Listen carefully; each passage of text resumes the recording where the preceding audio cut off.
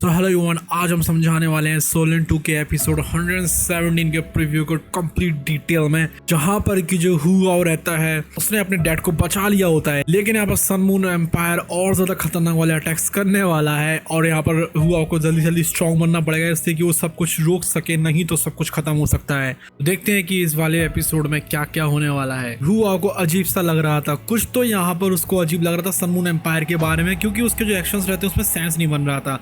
हालांकि उन्होंने north western field army को क्रश कर दिया है, लेकिन उन्होंने कंटिन्यूअसली अटैक नहीं करा है। 7 दिनों तक उनकी जो फोर्स रहती है वो वहीं पर ही खड़ी हुई हैं, वो ब्लॉक करके रखे हैं सारी चीज़ों को, बाकी एम्पायर्स उनके ऊपर कुछ भी नजर रख सकें। और उनकी जो प्लानिंग रहती है वो बिल्कुल भी दिखाई नहीं दे रही थी। ये जो स्ट्रेंज देरी थी उसकी वजह से हुआ को फिक्र हो रही थी। हालांकि उसने स्टार्लू एम्पायर को टाइम दे दिया था खुद की रीइंफोर्समेंट्स गैदर करने के लिए।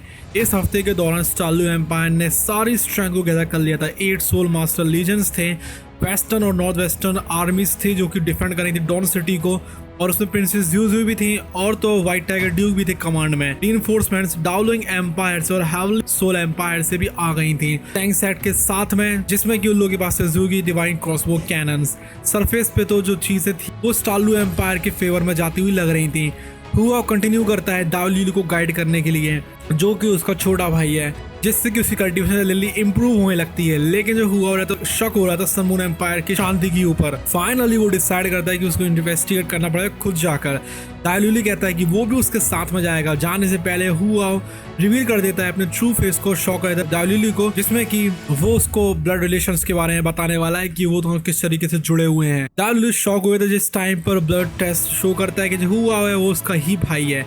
उनकी जो ड्रॉप्स रहती हैं ब्लड की फ्यूज हो जाती हैं, प्रूफ कर रही थी कि उनके पीछे फैमिली बॉन्ड है। हुआ उसके बाद रिवील करते हैं अपने पेनफुल पास्ट को। वो भी था व्हाइट टाइगर ड्यूक का इलेजिटिमेट सन, लेकिन उसकी जो मदर थी वो सिर्फ एक मेड थी। जिस टाइम उसकी मम्मी मर गई थी बीमारी से, उस टाइम पर हुआ जो रहता है उसने ड्यूक मैंशन को छोड़ दिया था और खुद की दम पर सर्वाइव करने के लिए निकल गया था। उसकी जो मार्शल सोल रहती है उसकी मॉम से आती है, जो कि थी इनकी स्पिरिट आइज, ना कि व्हाइट टाइगर से। हुआ एडमिट करता है कि वो मैंशन से बहुत ज्यादा नफरत करता है, लेकिन वो दावलीलू की मदर से नहीं करता है नफरत, क्योंकि उसकी मॉम ने कभी हुआ की मॉम की मदद करी थी। इसलिए वो दावलीलू को चूज कर रहा है कि वो उसको गाइड करेगा।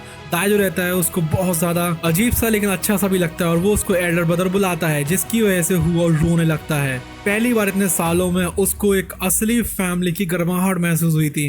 हुआ उन्हें दावलीलू से कहा था कि वो उसकी कंप्लीटली ट्रस्ट कर सकता है और उसकी आइडेंटिटी के बारे में किसी को भी बताए, तो यहाँ पर लोगों को ट्रेनिंग करना मुश्किल हो सकता है। उसके बाद में उसकी जो अनईजीनेस होती है वो वापस आ जाती है। सन मून एम्पायर की इतने टाइम तक की जो शांति रहती है वो थोड़ी अजीब सी लग रही थी। वो दावलीलू को लेता है और चला जाता है इन्वेस्टिगेट करने के लिए, अपनी स्पिरिचुअल डिटेक्शन का इस्तेमाल करता है। हुआ डिस्कवर करता है एक powerful aerial surveillance soul tool को, जो कि 3000 मीटर ऊपर तैनात था रेडियंट सिटी के, जो कि प्रूफ था सन मून एम्पायर की एडवांस टेक्नोलॉजी और एडवांस्ड प्लानिंग का।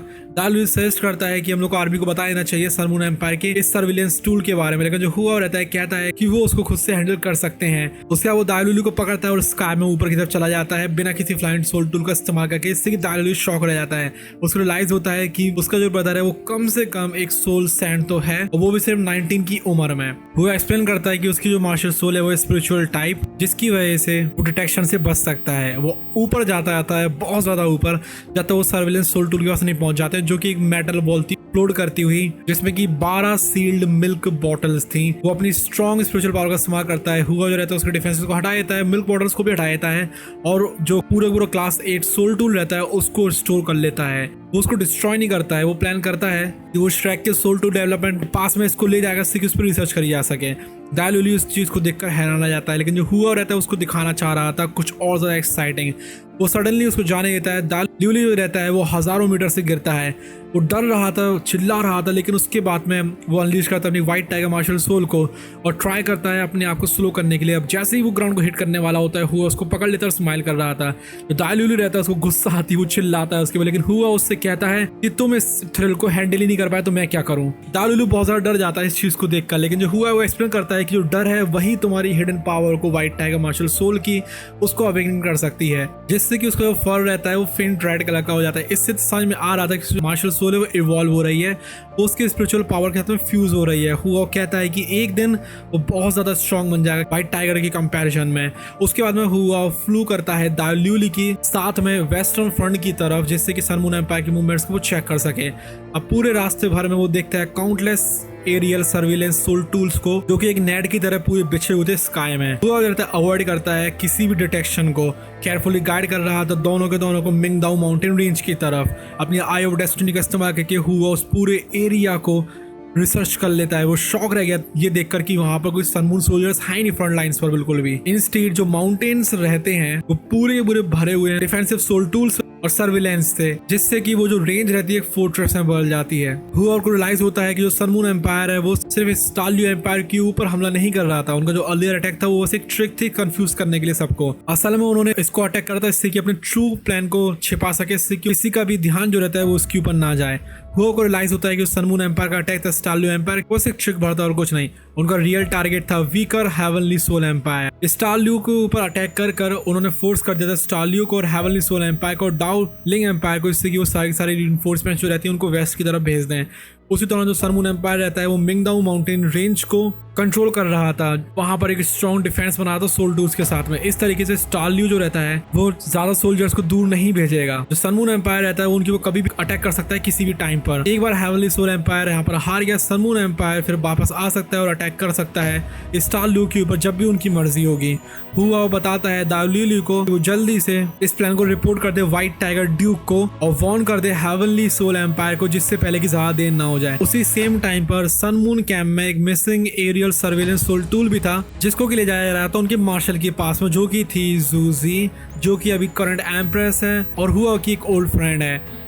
जूजी वो रहती है, उसको कमांडर इन चीफ बना दिया गया था 3 आर्मीज का एम्परर जू तियानरन ने। हालांकि काफी लोगों को उसके ऊपर पहले डाउट होता है, लेकिन उसने अपनी ब्रिलियंस को दिखा दिया स्ट्रेटजी और लीडरशिप में, जिससे कि पूरी आर्मी उसकी रिस्पेक्ट करने लगी है। जूजी का वॉर प्लान था स्मूथली मूव करना। उसने सिर्फ और सिर्फ 2 लाख सोल्जर्स को भेजा था, लेकिन वो सन मून एम्पायर की बेस्ट सैनिक थे। 6 पावरफुल सोल इंजीनियर लीजन्स थे, उनको ज्वाइन कर लेते हैं, जिसमें कि 3 टॉप वंस भी थे, जो कि थे फायर फिनिक्स, इविल टायरेंट और टेरर क्लॉ।